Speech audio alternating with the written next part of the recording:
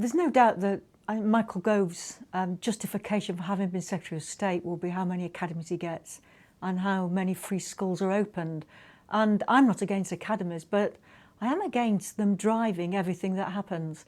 I turned the DFE website on a couple of weeks ago, and I think 3/4 of the front page was academies or free schools. And without being in the department, I think I know what's happening. All the best civil servants, all the time, all the priority, all the ministerial time will be in driving academies forward. I think in a way Gove plays politics with it because he enjoys more than anything saying, aha, I'm the one that will take forward Blair's original vision on academies. And I think he's genuinely enthusiastic about academies, but he's not above using a bit of politics to try and drive a wedge between different parts of the Labour Party. What makes a good school is the quality of teaching and learning. And if you just change the name on the door plate, the gate plate, from comprehensive or from community to academy, it's not going to change anything else. So I think he's really at risk of being this one-trick pony, really, that just by changing the status, that it will improve teaching and learning, and it won't. But structurally, it's almost more important that if you look at what academies are, they're given power over their own admissions arrangements.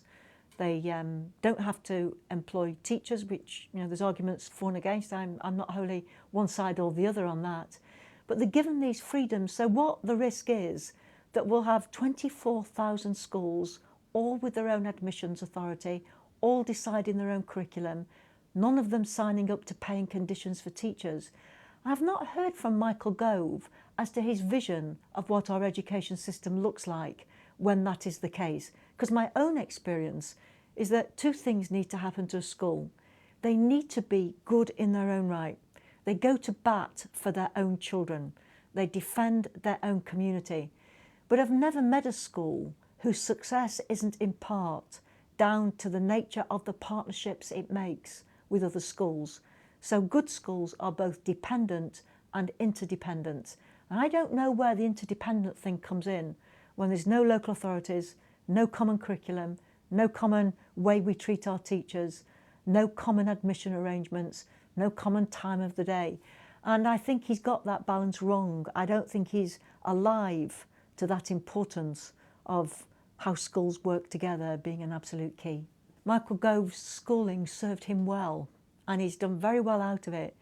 But he shouldn't be allowed, and he shouldn't indulge himself, nor should Nick Gibb, his junior minister, in thinking what worked for him will work for all children.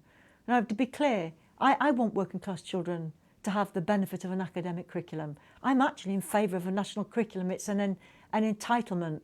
But I'm not in favour of a national curriculum that squeezes out everything except subjects that have been around, certainly since my school days.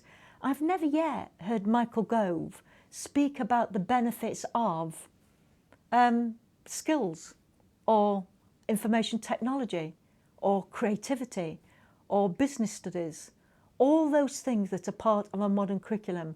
And I think that what he's trying to do is to replicate his own education for the nation's children. And if he wants to replicate his own education, let him concentrate on his own children.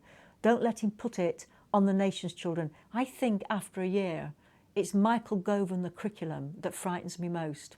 Frightens me far more in a way than Michael Gove and the financial cuts, because I think it will unsettle some pretty good development we've had with a sort of curriculum that will suit the 21st century. And, you know, just for a marker, I don't know when Michael Gove made a speech actually talking about the absolute imperative urgency of getting IT into our schools.